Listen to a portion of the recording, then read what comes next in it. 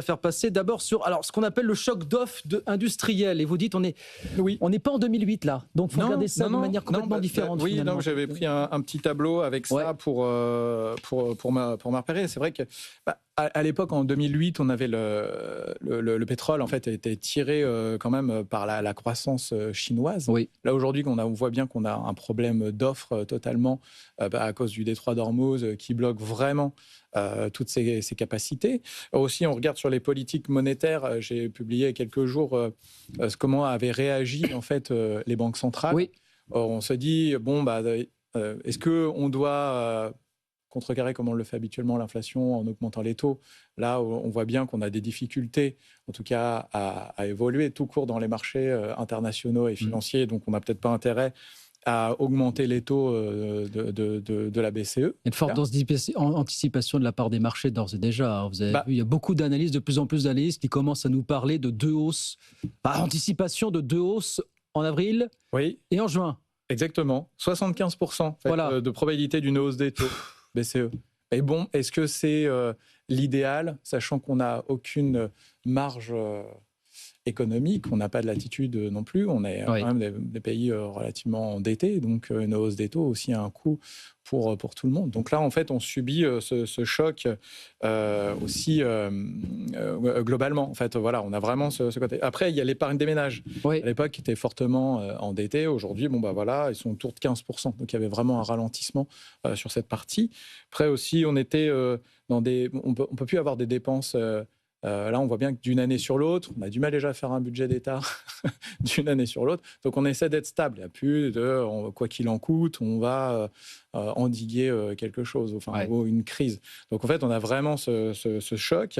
Et puis, là, on est quand même sur la dette privée, un peu dans un événement un peu de shadow banking aussi. On soutient, mais un peu de loin. On ne veut pas non plus prendre de risques. Donc, effectivement, on a un peu ces effets.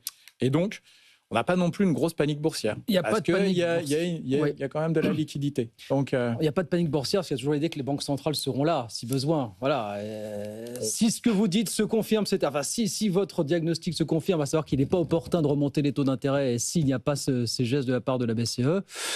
L'Allemagne avait augmenté il y a quelques années son taux pendant qu'il y avait la crise pétrolière, alors que toutes les autres banques centrales avaient quand même laissé les taux être plus conciliants avec le marché. Anticipation des banques centrales, donc désormais 2 hausses de taux, majoritairement en Europe. On verra ce qu'il en sera. Prochaine réunion prochainement de la BCE. Il y a plusieurs points qu'on regarde de très près. Alors évidemment, on s'est beaucoup focalisé sur le pétrole, sur le gaz. Il y a aussi ce que vous appelez la bombe à retardement alimentaire, parce que là, il y a un vrai sujet aussi autour du détroit d'Ormuz, évidemment. En fait, à chaque fois qu'il y a eu les crises, même quand on revient par rapport au début de l'Ukraine, c'est vrai que le prix des matières premières avait énormément augmenté. Et là, en fait, on voit bien, effectivement, il y a quand même une petite décorrélation, parce que quand vous regardez le prix du blé, en fait, il n'accompagne pas la hausse, comme on peut le voir sur les urées, parce que les urées ont complètement doublé depuis le détroit. Après, là, ça va se stagner aussi parce que du coup, les entreprises agricoles n'ont plus besoin forcément de consommer actuellement. Elles ont déjà passé leurs commandes. Donc voilà. Donc, là, c'est la période des semis, là, en ce moment. Là, exactement. Il y a une période de semis et puis aussi pour pouvoir préparer les récoltes de cet été. Mais du coup, en fait, en général, quand vous avez une crise un peu sur l'énergie, ça va mettre 6-8 mois à se distiller. Donc peut-être on aura les effets. Même s'il y arrêt des hostilités demain, vous dites la machine est lancée. La machine est lancée. On a quand même produit sur des coûts plus élevés. Donc forcément, il va falloir que ça va se transmettre en fait dans l'économie. Là, ce qui ne suit pas pour le moment, c'est, on l'a vu simplement sur l'huile, le colza a augmenté, il a pris 25%. Après, le blé n'a pas suivi dans les mêmes proportions. Donc, on voit bien, et du coup, arrête un peu de partie semis de maïs pour se rediriger, pour ceux qui peuvent le faire, sur du soja qui est moins consommateur en fait d'intrants.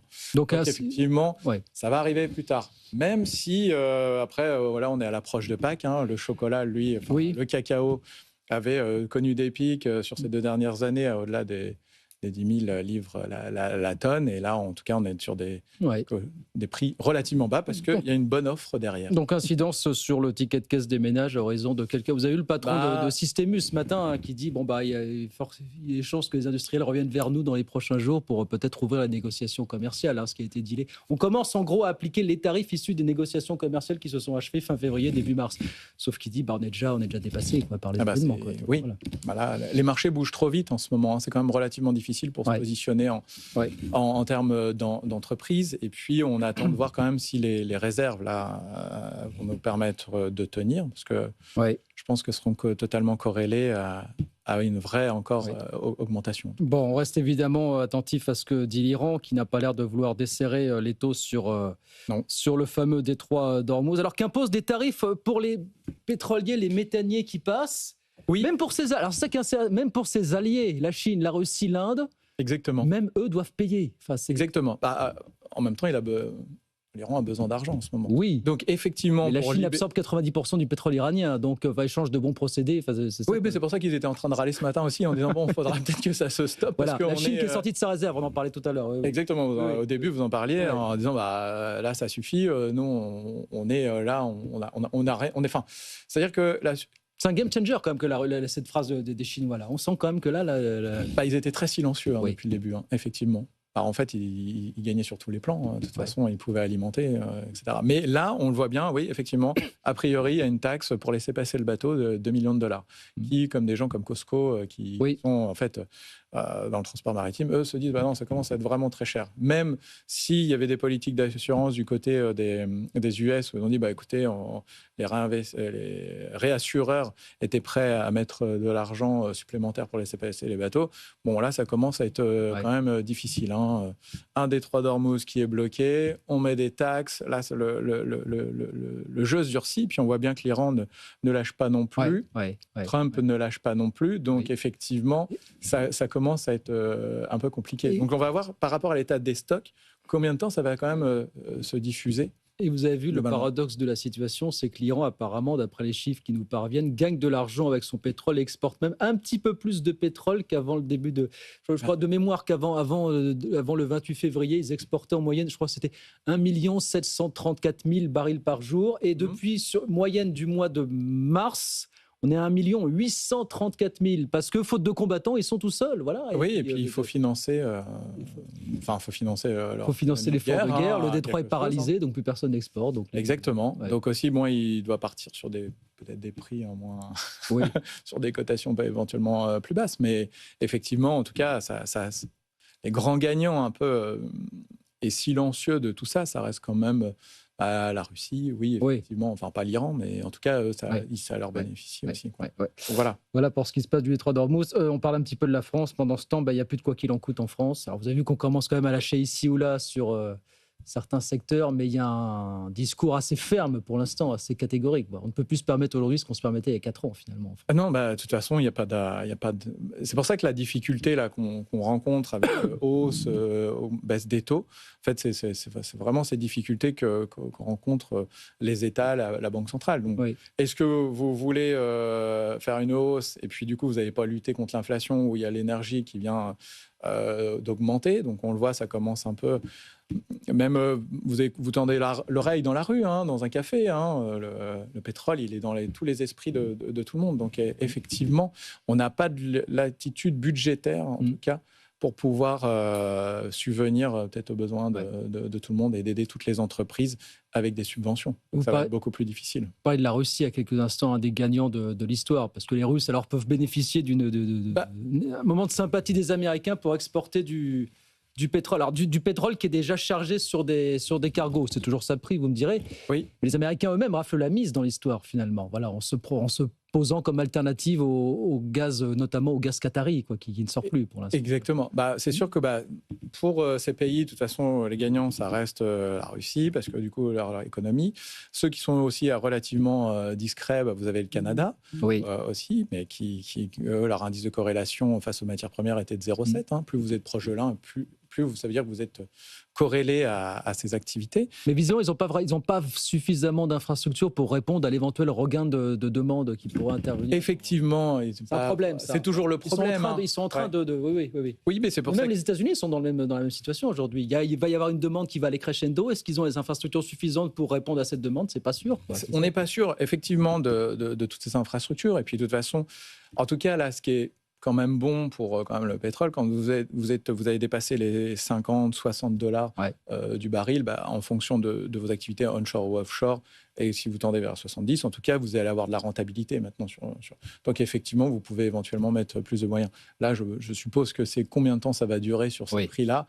Et du coup, ça sera lié. Est-ce qu'on va consommer en fait quand même ces réserves? Autre grand gagnant, ça reste le Brésil qui vient de recevoir un prêt de 500 millions, voilà, parce qu'on voit bien que Trump, il avait quand même commencé à parler au Canada, il a parlé au Groenland.